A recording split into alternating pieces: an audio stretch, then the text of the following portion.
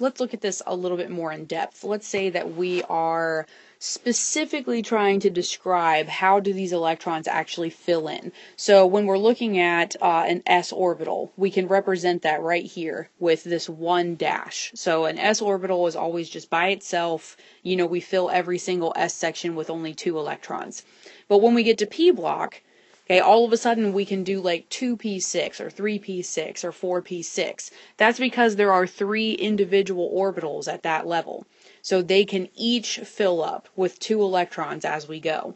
And that pattern continues. So when we get to D block, we have 5 options, which is why we have these 5 dash marks every time you see a D. That's why the D section can go all the way up to 10 electrons. And then last but not least, the F section has 7 orbitals, which is why it can go up to 14. The rules for filling in these blocks are the off-bow principle, which is that we always do lowest energy level first.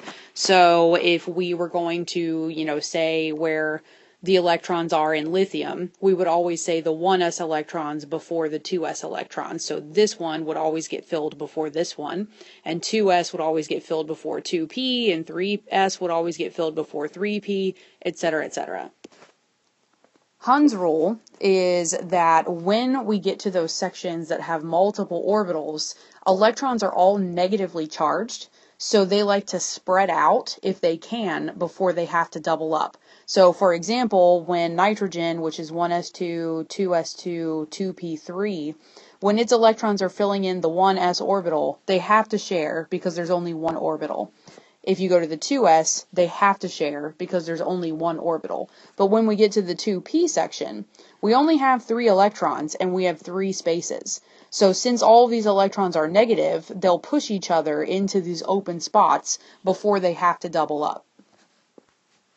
And then the last rule for filling in these boxes is that when electrons do share a space, they're always moving in opposite directions, which is again because they're negatively charged. So as soon as this negative and this negative get close together, they're naturally going to repel each other in opposite directions because of their negative charge. Let's look at a couple notable exceptions to the predicted rule. So this is the first element in group 6, which is chromium. If we looked at chromium's normal electron configuration, 1s2, 2s2, 2p6, blah, blah, blah, we would end it with 4s2, 3d4.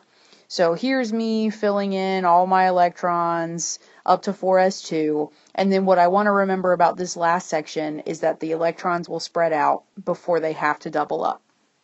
Here's the thing about group 6. Okay, notice this level 3 is really close to having all of those orbitals filled. So what ends up happening with chromium is it actually takes this electron and it puts it here because this makes a semi-stable arrangement. So now we have our 4s1 half filled and we have our 3d5 half filled, but half filled is happy for an element because that means that every orbital has an electron in it. So the correct ending for group 6 is going to be 4s1, 3d5. And that pattern continues on for the elements underneath chromium. If we look at group 11 with copper, I feel like this makes even more sense because here we are with level 3, not even just close to being half full, but actually close to being completely full, which is a very stable arrangement of electrons. So everything in group 11 will take this last s electron right here and put it in that outermost orbital. And now level 3 is filled and that 4s1 is reduced to 1, 3d10, would be the way that this would be the most stable. So we're going to change that. Now that you've learned the really long way of doing electron configuration, let's talk about a way to shorten it up.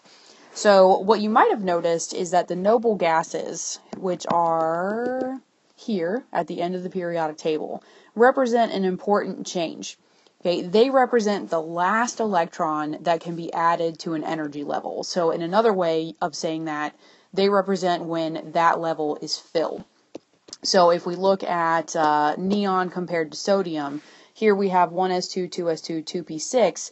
The next thing that would have to happen would be on level 3. So I think we can all agree that these 10 electrons are exactly the same between neon and sodium. The only one that is different is this last one. So we can use the noble gases to kind of jump ahead and get to the electrons that are the most important on an element. So the shorthand way of saying sodium would be to put neon in brackets, because that represents 1s2, 2s2, 2p6, and then add 3s1 to the outside to emphasize what the valence electrons are. If I want to do the shorthand for titanium, for example, I would put argon in brackets because that represents 1s2, 2s2, 2p6, 3s2, 3p6, and then I would pick up where that leaves off, 4s2, and then those last two electrons are of course on 3d2. And if I wanted to do something really complicated like uranium, I can simplify it a heck of a lot by just skipping to radon and being like, yeah, all the stuff in radon up to 7s2. And then of course we have to remember that this weird thing happens with D and F. So we have the 6d1, but then we go right down to the 5f3 in order to finish out all of those electrons that happen after radon. Last but not least, we're going to look at how the electron configuration changes if the atom becomes charged. So what is the difference between fluorine and fluorine -1? Fluorine -1 has gained an extra electron. So the reason why it does that is because it's trying to become stable. And if you look at what we have going on here, our 2p5 situation, we would have these 2p orbitals are filled. This one is only half filled. So the reason why fluorine tends to become -1 charged is by filling in this open spot right here, it becomes stable. So the ion configuration for fluorine would be 1s2, 2s2, 2p6, because we added an extra electron.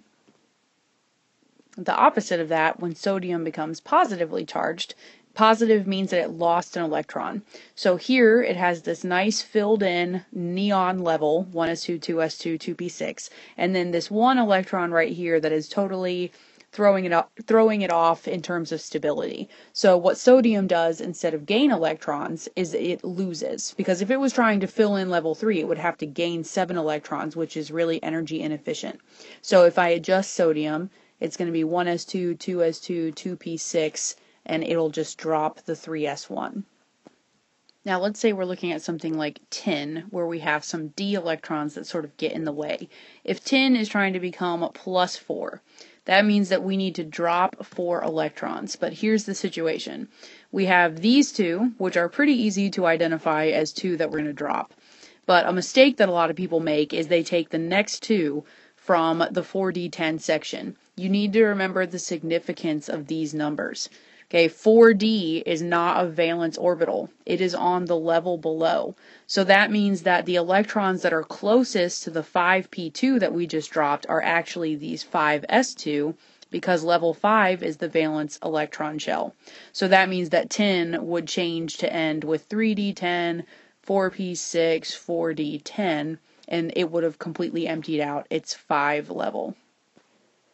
Photoelectron spectroscopy is a way of determining the identity of an element by removing all of its electrons and tracking how much energy it took to do that. So what we're looking at right here is we have a peak in the graph where it's then followed much later at a much lower energy by 2 more peaks in a graph. So what this means is these electrons were a lot easier to remove than these electrons. So our nucleus is down here. The closer the electrons are to the nucleus, the more difficult they're going to be to remove. The other thing that we can see in this graph is the relative number of electrons that were at that particular amount of energy. So for example, we know that the 1s section tends to have 2 electrons in it, which is why it correlates in height with the 2s section, which also tends to have 2. So then we get to this 2p section, and I can tell that it's a 2p section because it's 3 times higher. So that means that we have 6 electrons at that spot and not just 2. So that means that our electron configuration is 1s2, 2s2, 2p6, which means this was neon. So if we assume that we're starting at the 1s section, here is how you're going to get your information for what 2 would look like. So this would be 1s2, This one would then have to be 2s2. This one's 3 times higher, so this would be 2p6, which means this one is 3s2. Now, this one is only 1 higher than the 3s2 section. So that tells me, I know that 3p comes next, but this is not a full 3p section. This would just be 3p3, which makes this an element known as phosphorus. Sometimes when you see these graphs, it'll tell you that you're starting in a different spot. So unless told otherwise, you can assume that it starts with the 1s section. But in this case, this graph says assume the first energy level is removed. And the reason why they do that sometimes is because there's such an enormous energy difference between trying to remove the first electron and trying to remove the ones from higher energy levels. So in order to just make a smaller graph, sometimes they leave 1s out. So that means, like, when it says this, I can just assume that we're starting with 2s2, which means that this represents 2p6, which means that this represents 3s2, and it looks like this is 3p3 again. So it looks like we're looking at exactly the same thing as before. So 1s2 we can assume exists even though it's not on the graph. 2s2, 2p6, 3s2, 3p3 makes this phosphorus. And then if we want to add a level of drama to the question, we could be asked to do math. So this is the megajoules per mole required to remove an electron. So here we have 1.76 per mole. And we want to know how much energy it took, what wavelength of light would be needed to remove the outermost electron. So I know from my equations before that E equals Planck's constant times frequency is in regular joules, not megajoules. And this question asked us for an electron, not a mole of electrons. So we have some converting to do. First things first, I want regular joules, which means that I need to multiply by 10 to the 6th and get rid of a megajoule. I also need to get rid of 1 mole, which means I'm going to divide by 6.022 times 10 to the 23rd electrons. And that leads me to 2.92 times 10 to the negative 18th joules per electron. So we're working our way towards what would be the wavelength of a single photon removing one of those electrons. So if I plug this into my energy equation and divide by Planck's constant, I get that the energy required, the light required, would have a frequency of 4.41 times 10 to the 15th inverse seconds, which is almost my final answer. I actually need to now use this equation, 3 times 10 to the 8th. So speed of light divided by frequency means that the wavelength of light needed to remove that electron would be 6.80 times 10 to the negative 8th meters. And there you go.